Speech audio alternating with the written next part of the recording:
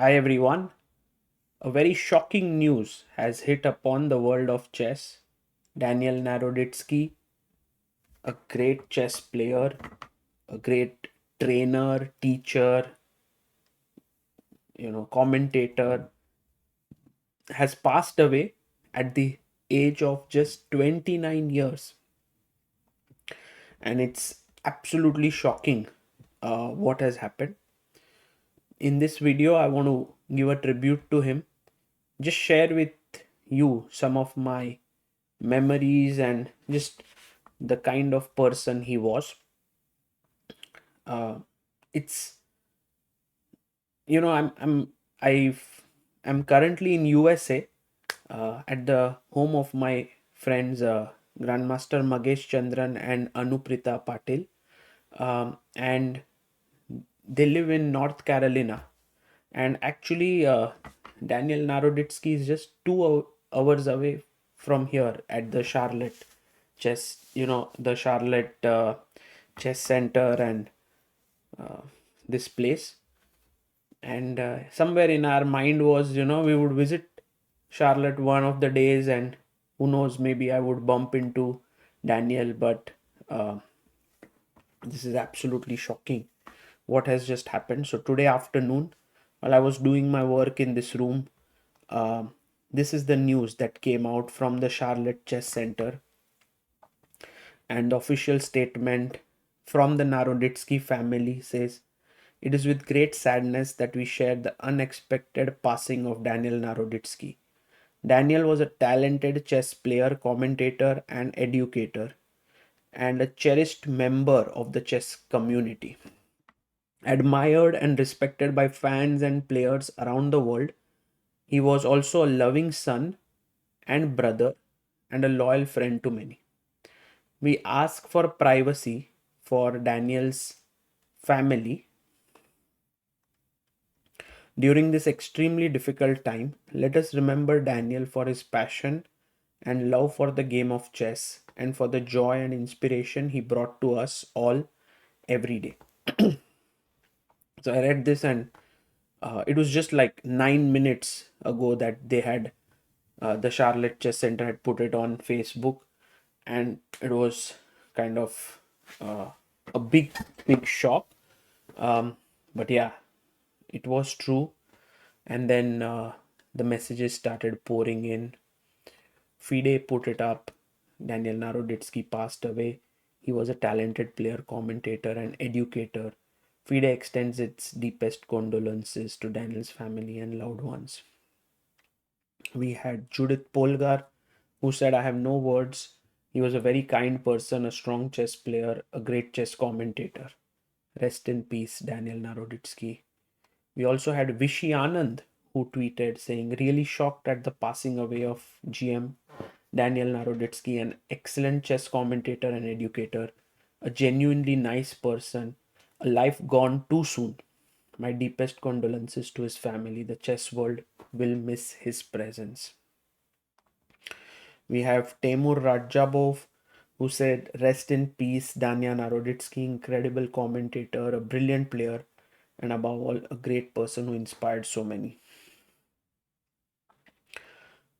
Gotham Chess has also made a video on his channel, says, "I've been sitting here numb for past hours staring at this news. The world lost a brilliant man today. May his memory live on forever, and may we cherish his contributions to our beautiful game." We have Hikaru Nakamura, who says, "I'm devastated. This is a massive loss for the world of chess." And also there was a tweet by Nihal Sarin, who says, "Completely heartbroken. Daniel was not just someone I played thousands of games on, Chess.com and Leeches. He was a brilliant mind and a gifted teacher. The relentless, baseless accusations and public interrogations he faced in recent months caused him immense pressure and pain.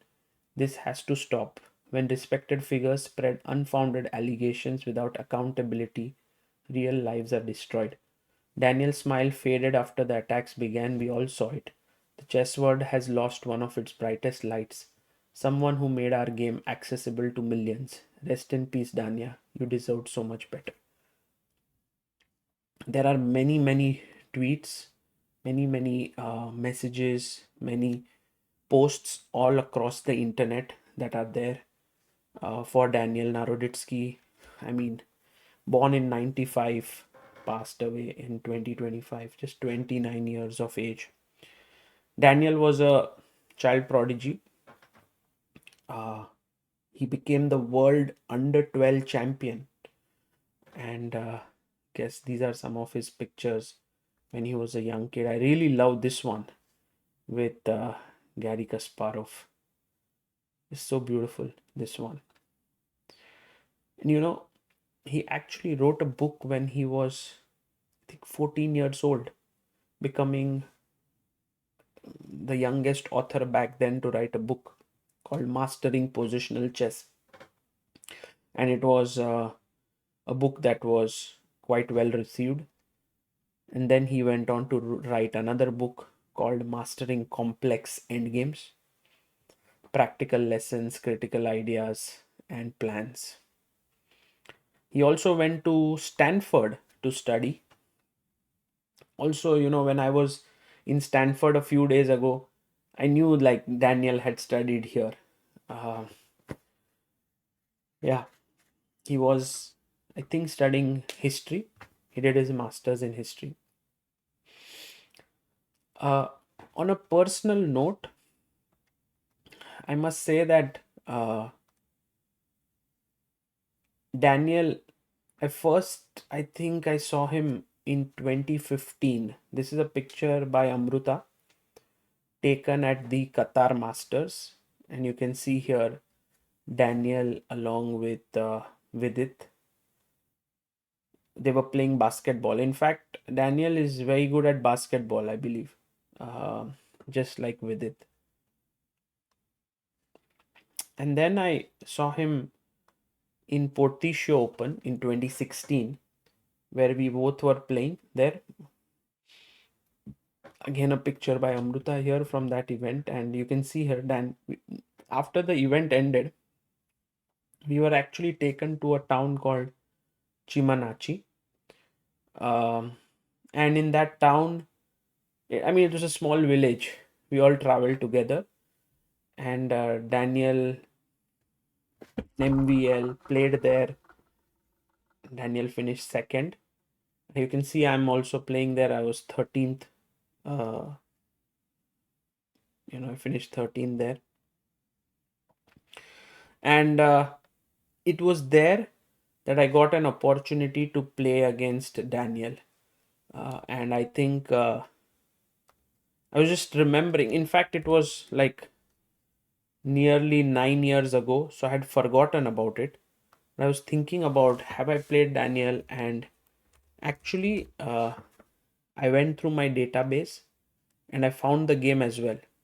I had lost that game, and I wanted to just show that game just so that you can, understand what a great player he was. Um, I've spoken to a few people about his chess strength, and they've said like he was incredible when it came to speed chess. So this was a blitz game, and let me just show you. I am playing with the white pieces here. Daniel is playing black. So I open the game with c4 here. Daniel responds back with e5, knight c3, knight c6, knight f3, knight f6, d4, takes, bishop c5. Attacking the knight, I bring my knight back. He puts his bishop back, g3, a5, already creating some ideas with a4. So I ignore it. I develop my bishop a4 and a3. And already I was getting a bit uncomfortable. I was like, if I play b3, there could be bishop b4. I'm not liking it. So I took. Maybe the best move was knight f5. But I took here. He took on b2. Bishop b2 takes. Queen b3. I didn't trade the queens. And already black is doing quite well. queen e7, and maybe Daniel should have played knight g4 here, which was stronger, but he went knight d7. I jumped in.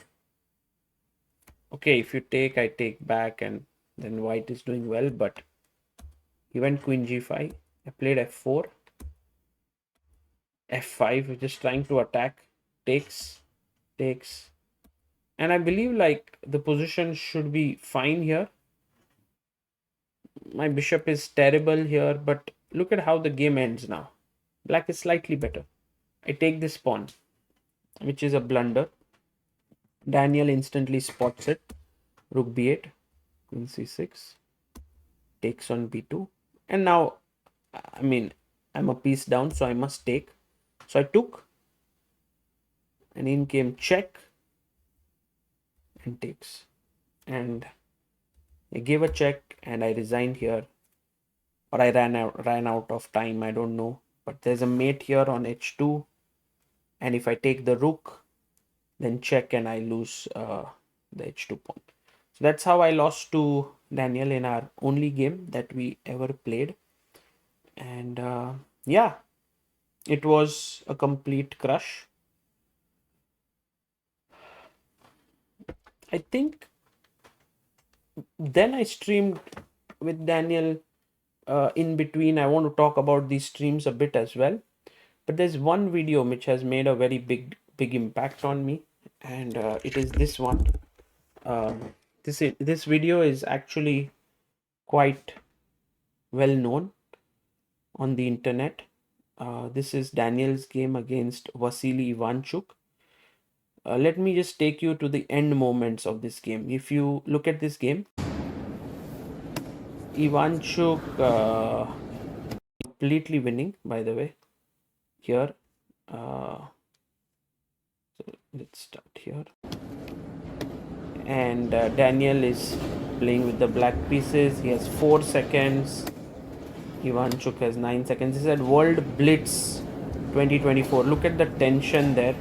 Both players are like super tensed. And Ivanchuk blunders. And now Daniel is winning. From a completely lost position, Daniel is now winning. And you can look at Ivanchuk. He loses on time.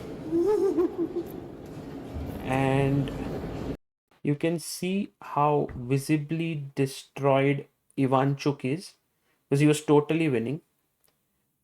And while of course the main character in this entire video is Ivanchuk, I want you to focus on Daniel, who's there, who's sitting across him, and the way he behaves.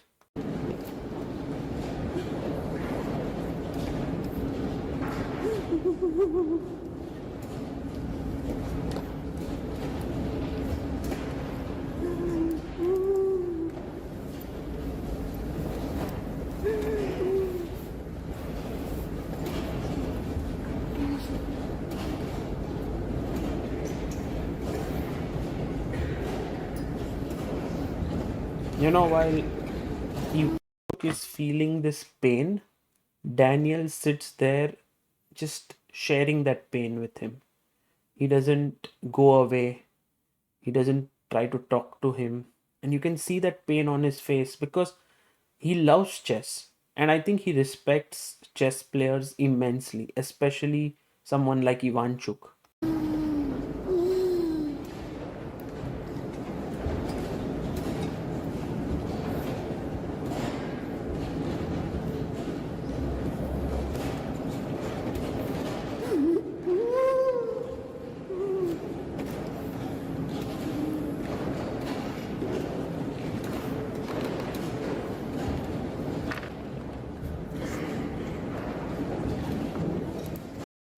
And I think in moments like this, you can see the character of a person, like how much he cared.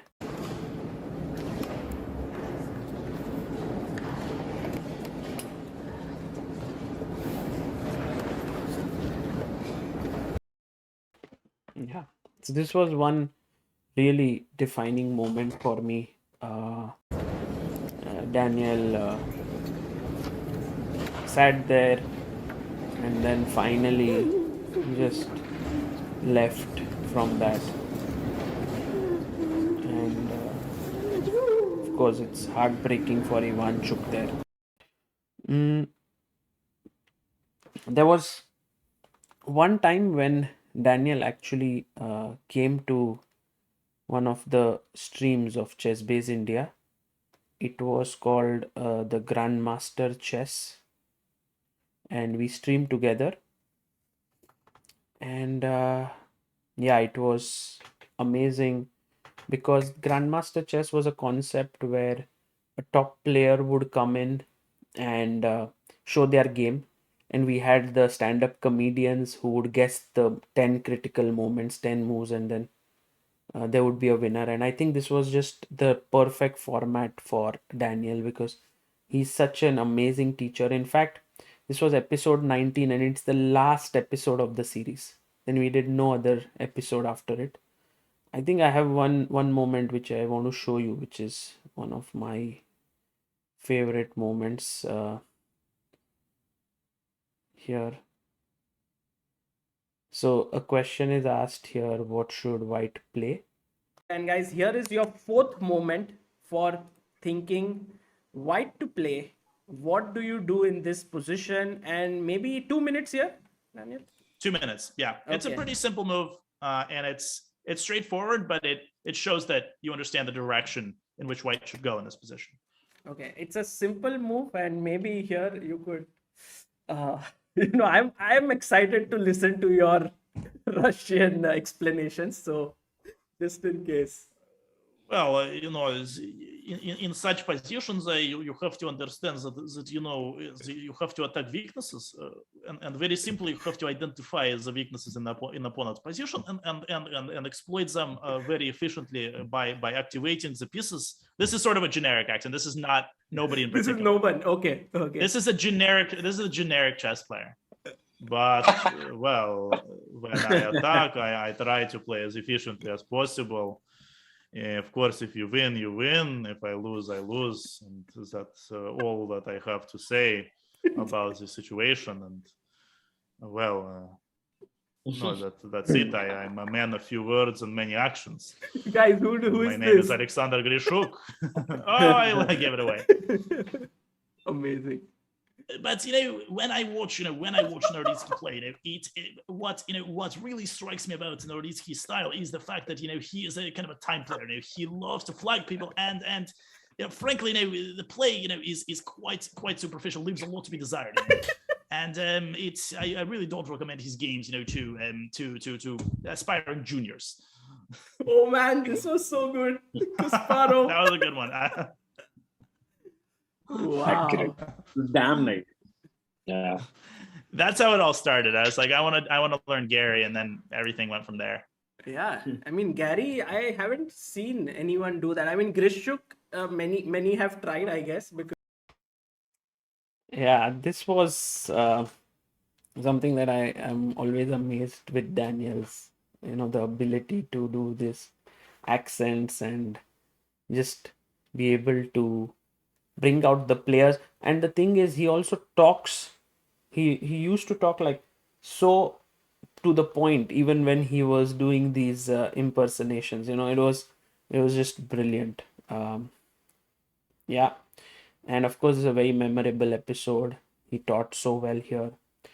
Another time that I managed to meet Daniel was when he launched his Jobawa London course along with Botnik, and I asked Daniel if we could do a stream on ChessBase India. He was happy to do it, and we did this nearly 1 hour 18-minute stream, which is here, and you can check it on Chess. Particularly on. We talk about this entire opening. He takes us through. I think it's a great video. He teaches so well in this entire thing. So many lines, so many things covered here. And I think this is one of the most beautiful videos on our channel of Naroditsky. And then when he was about to leave, there was a super chat, I think. The chess community needs as well, so they can be objective and they can keep improving. And thank you for bringing this forward. Well, thanks, Sagar. Yeah, I mean, it's ultimately just knowing that I've helped people get better really does carry me forward. So everything I do, I just try to abide by simple rules. I put myself in the shoes of someone who would be consuming my content, in this case, buying my course. And I ask myself, like, what would I want to know about this course before I bought it? What would I think is a reasonable price? And that's kind of how we reached the ultimate price. We want people to feel like it's good value. We don't want people to feel like we ripped off their last penny and gave them, just a load of like poorly organized crap. And obviously, there's a refund policy. Like, if for any reason anybody is not satisfied with the course, I will immediately refund the purchase, like no questions asked. The goal here, we want to make money. I'm not gonna lie.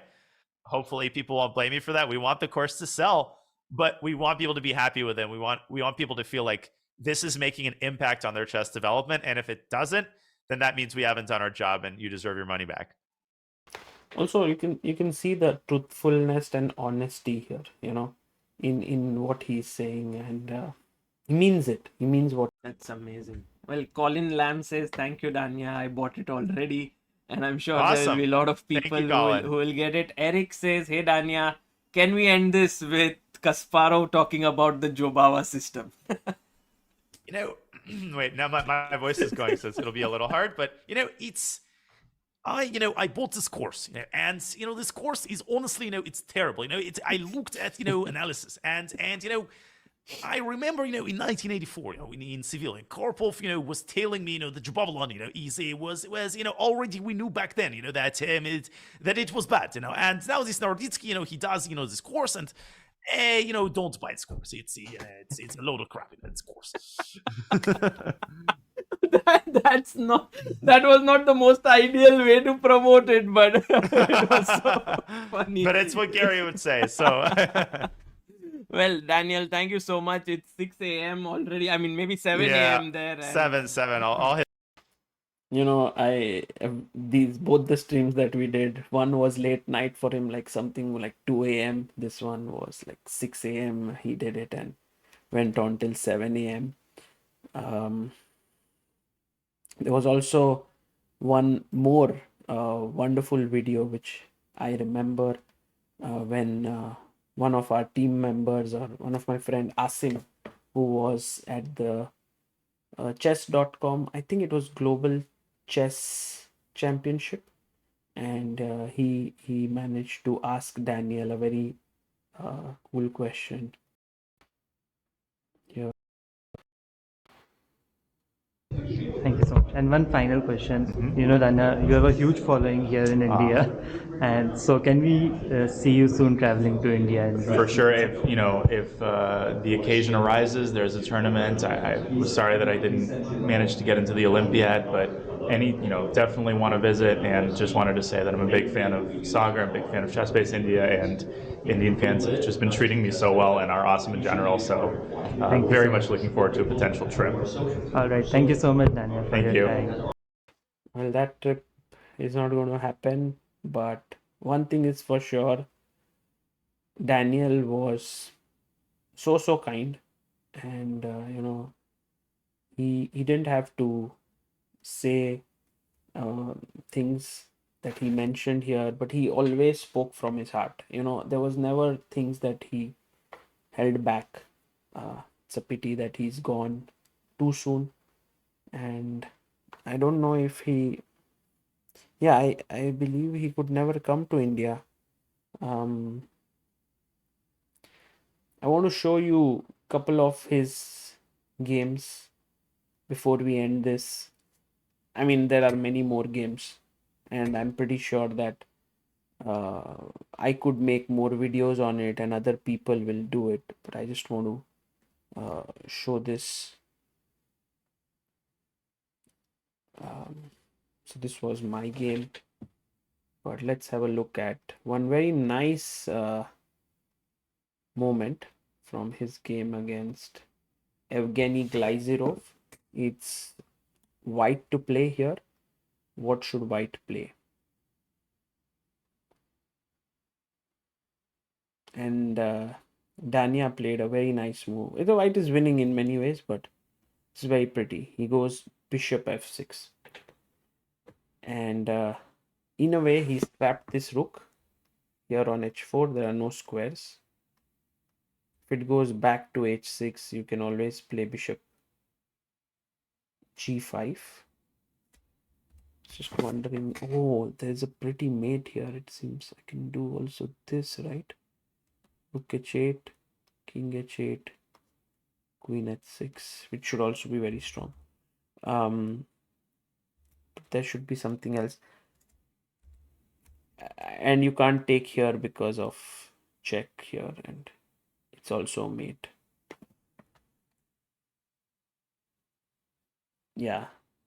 So in the game, bishop f6, and his opponent resigned here. The other game, another one which showed he was really, really good at calculation, was his win against Andy Woodward. This was quite recent, 2 years ago. Here, Dania with white takes on f6. King takes, gives a check. Only move. I mean, if you go back to e7, I'll take here and you lose the queen. So, king e6. Check with the bishop.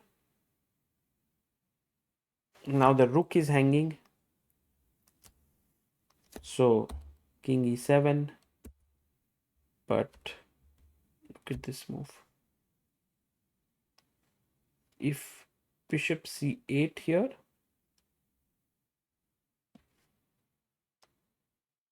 I believe queen c4 is what the opponent wanted.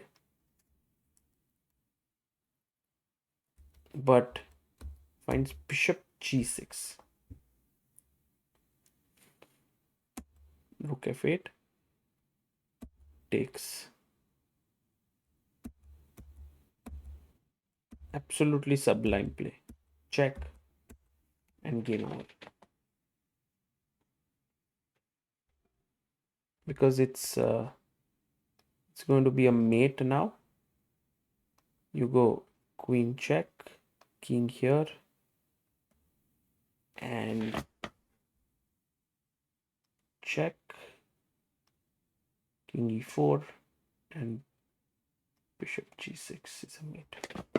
So yeah, this was his win against Andy Woodward, and finally one of, I think, his famous games where he beat